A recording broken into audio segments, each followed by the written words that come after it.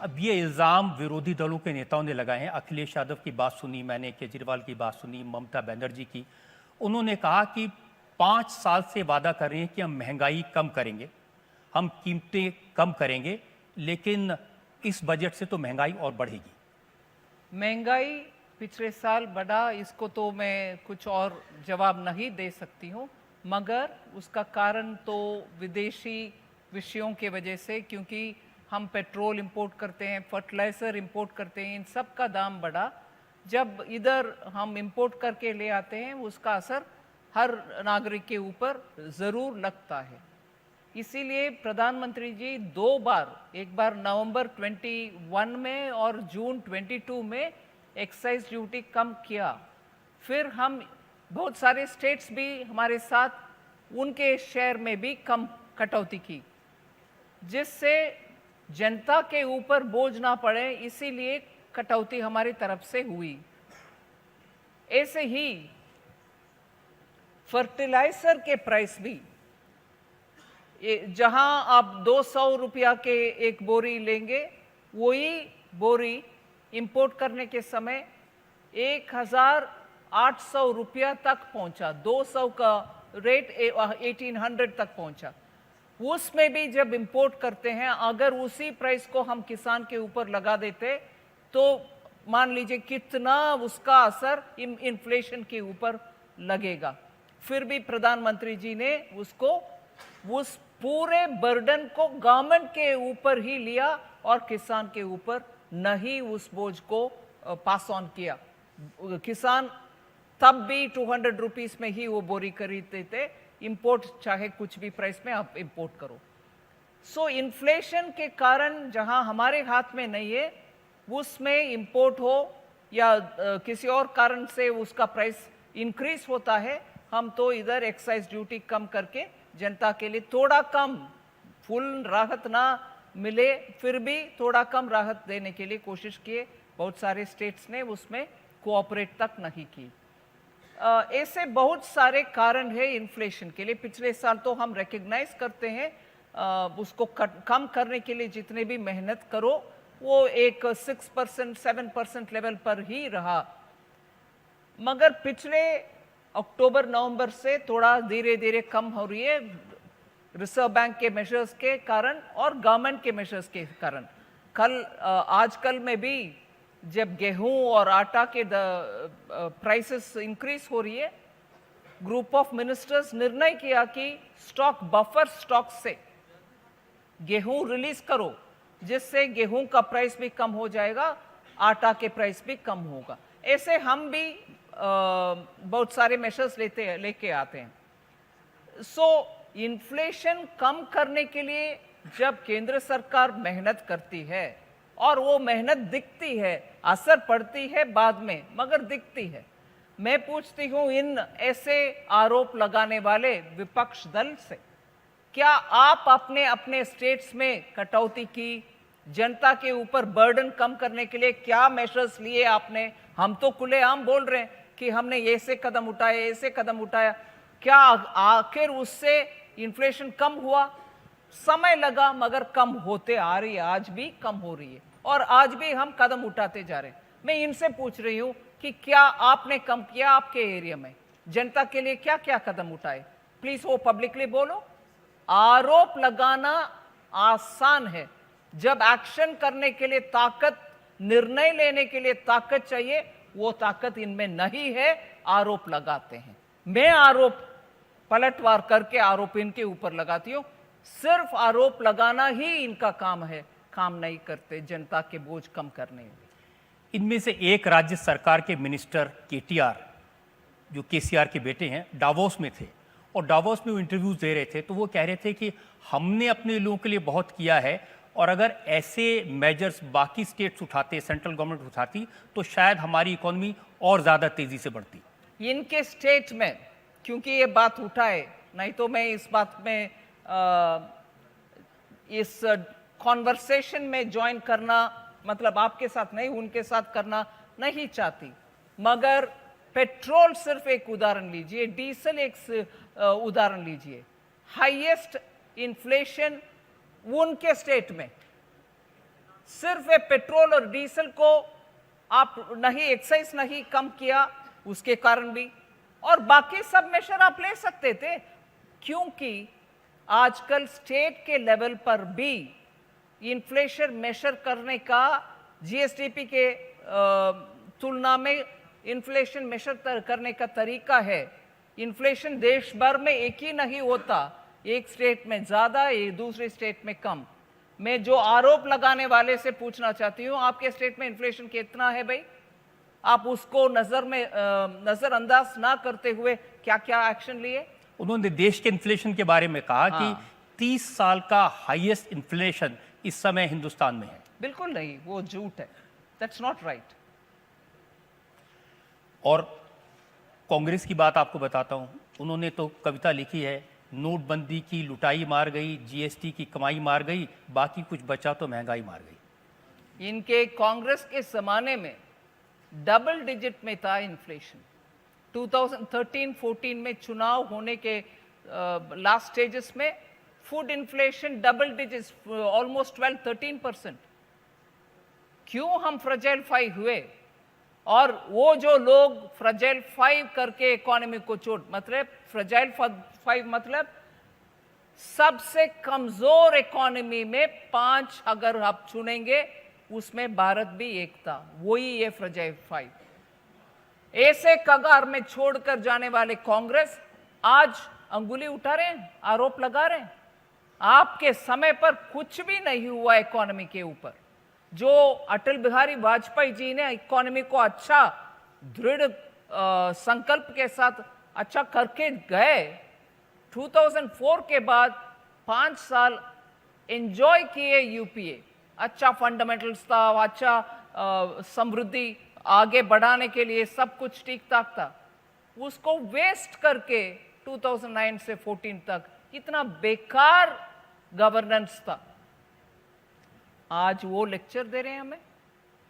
और ये भी मैं बोलना चाहती हूं इस बहाने में, कोविड के समय सबसे सलाह मशवरा करके क्या कैसे इकोनॉमी को रिलीफ देना, इसके ऊपर सोच विचार करने के समय एक पूर्व वित्त मंत्री, कोई कुछ परवाह नहीं करना, प्रिंट करो करेंसी, दे दो सबके हाथ में, बोलने वाले आज उसके ऊपर बात करना उचित नहीं समझने सही है, क्योंकि उनके एडवाइस पर अगर प्रधानमंत्री जी प्रिंट करके सबके हाथ में लगाया उस समय, तो आज हमारी इकोनॉमी जैसे विदेश में बहुत सारे हम सुन रहे हैं, पिछले 50 साल में 60 साल में कभी नहीं देखा ऐसे इन्फ्लेशन, ऐसे रिसेशन, ऐसे लोग बेकार बैठ गए और इकोनॉमी का हालत के ऊपर बोलना आवश्यक नहीं है। हमारे पड़ोसियों में भी बहुत सारे कंट्रीज इतना दिक्कत में हैं। आज हम खड़े हो रहे हैं और सबसे फास्टेस्ट ग्रोइंग इकोनॉमी के नाते ऐसे सुझाव देने वाले लोग आज आरोप कैसे लगा रहे हैं? प्रिंट करके देना। ये आरोप लगा कि पहले कर्ज 56 लाख करोड़ था और अब मोदी जी ने उसमें 100 लाख करोड़ ऐड कर दिया। ये सिर्फ 8 साल में इतना कर्जा भारत के सिर पे है। डेटा को ऐसे मिसयूज करना उनके जमाने में 100 साल में कभी नहीं हुआ। ऐसा एक पैंडेमिक हुआ क्या? पैंडेमिक के कारण अर्थव्यवस्था ठप हो गई पूरे दुनिया में, सिर्फ भारत में नहीं। उस समय स्टेट से क्या आवाज आता था, हमें पैसा कहां से मिलेगा, आप कहीं से भी ले आओ, दे दो हमारे हाथ, क्योंकि सचमुच दुख में थे। बोरो करना पड़ा पैंडेमिक के समय और दे रहे पैसा। पैंडेमिक नहीं था फिर भी बोरोइंग, पैंडेमिक नहीं था फिर भी बैंकों का हालात कैसे छोड़कर गए। ठीक है, बात करने का अपोजिशन में बैठ गए, कुछ भी बात करो। अब तो भारत जोड़ो यात्रा पर निकले हैं और भारत जोड़ो यात्रा के दौरान राहुल गांधी ने कहा कि मेरी भारत जोड़ो यात्रा ये जानने के लिए है कि सिलेंडर का दाम 400 रुपए था, अब 1000 कैसे हो गया। पता चला? हर क्षेत्र से वो भारत तोड़ो यात्रा जो किए, भारत तोड़ो यात्रा, राइट? क्योंकि इतना बिटर लैंग्वेज में कुछ ना कुछ आरोप लगाते जाओ, देश में कुछ भी ठीक नहीं है, देश का जनता एक्चुअली जब वो मोदी जी के खिलाफ बयान देते हैं वो भूल जाते हैं कि बयान देना मोदी जी के खिलाफ नहीं है, सचमुच उसका सोच कर हम बात करना है तो जनता के ऊपर आरोप लगा रहे हैं। आप ऐसे सरकार चुन लिया, वो देखो कि कैसे कर रहे हैं, देखो इतना कर्ज उठाए, देखो कुछ रोजगार मिल रही है किसी को नहीं, ऐसे कुछ ना कुछ बेबुनियाद आरोप लगाने में जनता को पागल या फूल समझ रहे हैं। जनता ने वोट दे करके एक सरकार को बिठाया, आप जिम्मेदारी से आरोप लगाओ। झूठे बयान लगाना, झूठे आरोप लगाने के कारण जनता को आपके ऊपर भरोसा निकल जा रही, छूट जा रही है। ऑपोजिशन, मैं मुझे दुख से ये कह रही हूं, I feel really sorry, Bharat में एक रेस्पॉन्सिबल ऑपोजिशन होना चाहिए। सरकार को, हमारे सरकार को, मोदी जी के सरकार को कटघरे में खड़े हो रख के प्रश्न पूछना चाहिए, आप सही कर रहे, ये नहीं कर रहे, वो नहीं, मगर वो सब नहीं, बेबुनियाद आरोप। डेमोक्रेसी में एक ऑपोजिशन का रिस्पॉन्सिबिलिटी के साथ बात करना बहुत इंपॉर्टेंट है, मगर वो नहीं हो रही है। झूठे आरोप, गुस्सा से बात, मोदी जी के खिलाफ बात करने में इतना शौक, यही हो रही है उधर। निर्मला जी, एक एग्जांपल आपको देता हूं दूध का। पिछले साल 6 रुपए बढ़ा और आज ही दूध के दाम 3 रुपए और बढ़ गए। तो दाम तो बढ़ रहे हैं चीजों मगर के। इकोनॉमी भी बढ़ रही है ना, इकोनॉमी और व्यवस्था भी बढ़ रही है ना, वो सब भी सोचना चाहिए। जो मैं उदाहरण के लिए बोलती हूँ, मेरे दादी के समय पर सोना 20 रुपया पे मिलता है 1 तोला। मैं क्या उसी 20 रुपया के बारे में बात करूं आज? इकोनॉमी का व्यवस्था जब वाइडन होता है, अपॉर्चुनिटी ज्यादा मिलता है, आपके सामने बहुत सारे ऑप्शंस है, ये सब भी निर्णय करता है प्राइसेस को। हम ये भी सोचना चाहिए। राहुल जी का इल्जाम तो ये कि आपने ये जो गब्बर सिंह टैक्स लगाया है, जीएसटी को वो कहते हैं, उसमें दूध, दही, लस्सी, चावल, गेहूं, शहद, इन सब पर इतना जीएसटी लगा दिया तो महंगाई तो बढ़ेगी। बिल्कुल गलत बयान है वो। मैं राज्यसभा में खड़े होकर जवाब भी दिए। इन आइटम हर एक में जीएसटी आने से पहले कितना टैक्स था और अभी कितना टैक्स है, कुल मिलाकर के आइटम वाइज में हाथ में पेपर नहीं रखी, मैं जरूर आपको भेजूंगी जो राज्यसभा में मैं जवाब दिया। 15% टैक्स लगाने में सरकार का भी नुकसान नहीं है, जनता के ऊपर भी ज्यादा नुकसान नहीं होगा। ऐसे कगार में रेट तय हुआ जीएसटी में, आज उससे कम होकर के 11% तक आ गया है रेट, मतलब सस्ता हो गया है चीज।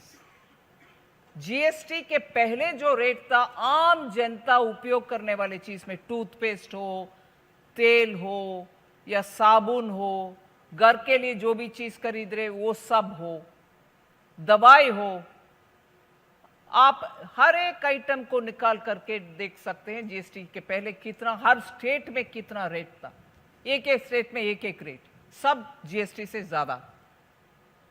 अभी जीएसटी आने के बाद ये कम हो गया है, स्टैटिस्टिक के साथ में बोल। मगर जीएसटी को समर्थन पार्लियामेंट में दिया, अरुण जी ने इसको इतना मेहनत करके सबको बिठा करके बात करके आखिर सब सर्वसम्मति से पार्लियामेंट में आया, कांग्रेस उसको समर्थन दिया। और बार बार जिसको कांग्रेस ने समर्थन दिया उस कानून को गब्बर सिंह टैक्स बोलने वाले उन्हीं के पार्टी के नेता को क्या कहना है।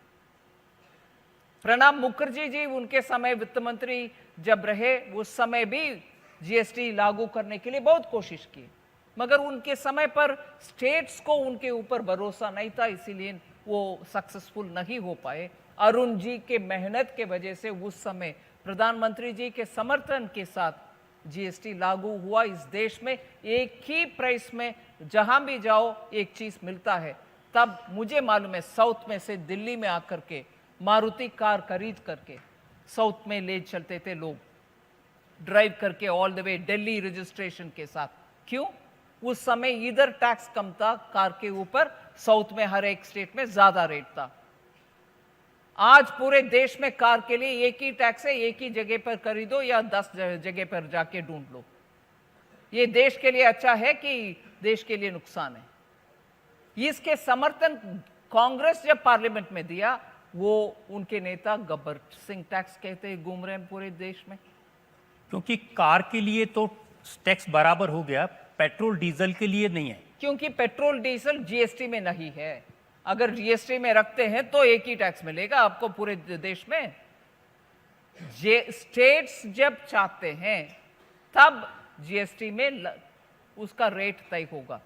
अरुण जी ने, मैं ये भी कहना चाहती हूं, पेट्रोल और डीजल को जीएसटी में टेक्निकली डाल दिया, मगर इस कंडीशन के साथ इसको लागू तब करेंगे जब स्टेट्स उसका रेट तय करेंगे, कौन से रेट में जीएसटी में पेट्रोल प्रोडक्ट्स आना चाहिए, ये वो तय करने तक हम लागू नहीं कर सकते हैं।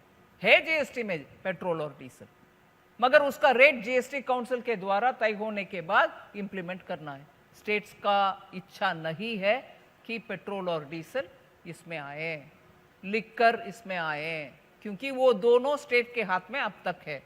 जैसे आपका बजट पेश हुआ, उसके तुरंत बाद तेजस्वी यादव ने ट्वीट किया और उन्होंने कहा कि 2014 में कहा था 2022 में किसानों की आय डबल हो जाएगी, 2022 में सबको घर मिल जाएंगे, 2022 तक लोगों को नौकरी मिल जाएगी, लेकिन वादा तो पूरा नहीं हुआ। नहीं, और समय है, 24 तक है, हमें चल रही है काम। जरूर प्रधानमंत्री जी उनका वायदा पूरा करेंगे, किसान को आय दुगनी होगी। इसके बावजूद भी कि बीच में कोविड की वजह से हम सबको बहुत सारे झेलना पड़ा चैलेंजेस। मेक इन इंडिया का वादा किया था, पूरे बजट में मेक इंडिया का नाम ही नहीं आया। नाम ही नहीं लिया। अगर नाम नहीं लिया काम नहीं होता है, वही उनका मन में। आज पूरे दुनिया से लोग आ रहे हैं इधर भारत में बनाने के लिए। मोबाइल फोन का उदाहरण बहुत सारे बार लोग बोल चुके हैं कि 3 साल पहले तक हमारे यहाँ बनती नहीं थी और आप अभी पूरे दुनिया को एक्सपोर्ट कर रहे हैं, और वो भी फाइन क्या बोलते हैं, अपर एंड फोन्स, एप्पल जैसे फोन्स इधर बना करके हम विदेश भेज रहे हैं। मेक इन इंडिया नहीं है। आज लॉकहीड मार्टिन और बोइंग भी आ रहे भारत देश में एरोप्लेन के पार्ट्स और विंग्स तैयार करने के लिए। मेक इन इंडिया नहीं है। पूरे डिफेंस प्रोडक्शन में बहुत सारे अभी कंपोनेंट्स भी आज भारत में ही उत्पादन हो रही है, मेक इन इंडिया नहीं है। सोलर पैनल अभी भारत में हो रही है, वो मेक इन इंडिया नहीं है। दवाई, वैक्सीन भी आज हम R&D भी इधर कर रहे हैं। वैक्सीनेशन का पूरे रिक्वायरमेंट भारत में बन रही है, वो मेक इन इंडिया नहीं है। पूरे देश, हमारे देश के लिए वैक्सीन मिला और विदेश को भी हम सप्लाई किए, वो भारत में नहीं बनाया। ये देश को गुमराह करने के लिए, देश का विरोध में बात करने वाले विपक्ष का मुझे बहुत दुख हो रही है इसके साथ। अच्छा हो रही है देश में काम, क्योंकि आपने नाम नहीं लिया मेक इन इंडिया। मैं नाम नहीं लिया। देश में इतना काम हो रही है, जैसे कम से कम अंग्रेजी में बोलते हैं elephant in the room, vaccination. हमारे घर में बनाया हुआ वैक्सीनेशन हमारे लिए उपयोग हुआ। मैं नाम नहीं ले रही हूं दूसरे एक देश का। उधर 2 वैक्सीन का इतना प्रचलित रूप में बात किए, और बहुत सारे देश उस समय फाइजर वगैरह बाहर नहीं था, इसीलिए उनसे लिए, उनके देश में चलाए भी वैक्सीनेशन, मगर 6 महीने के अंदर उनको समझ में आया वो बेकार है। फिर बाहर से मॉडर्ना वगैरह वगैरह खरीद कर उनके देश में चलाए। आज जब भारत में सक्सेसफुल वैक्सीन हमारे ही तैयार होकर हमारे जनता को दिए, आज थोड़ा कम नॉर्मलसी लाइफ में हो रही है, मगर उस देश में आज तक लॉकडाउन भी चल रही है। हमारे वैक्सीन और उनके वैक्सीन का आप कंपेयर करिए, और इतना बड़ा श्रेय हमारे देश के लिए हमारे साइंटिस्ट कर रहे हैं, हमारे इंडस्ट्री कर रहे हैं, मगर ना, मोदी जी हमारे पसंद नहीं है, इसीलिए हर विषय में हम बोलते हैं कुछ नहीं हो रही, कुछ नहीं हो रही। ये क्या तरीका है भाई? हम जनता पूरे इसको खड़े होकर के इनसे पूछना चाहिए कि आपका शर्म, सॉरी मैं इंग्लिश में सोचकर बात कर रही हूँ हिंदी में, इसीलिए बोलना है कि नहीं ऐसे मालूम नहीं है। They should be ashamed. हमारे देश को ही नेगेटिव दिखा करके ये क्या तरीका है? लेकिन अगर कहीं प्राउड ऑफ योर कंट्री। अगर कहीं शर्म आनी चाहिए तो कोई खराब बात नहीं है। खराब बात नहीं, सो शर्म नहीं है इनको।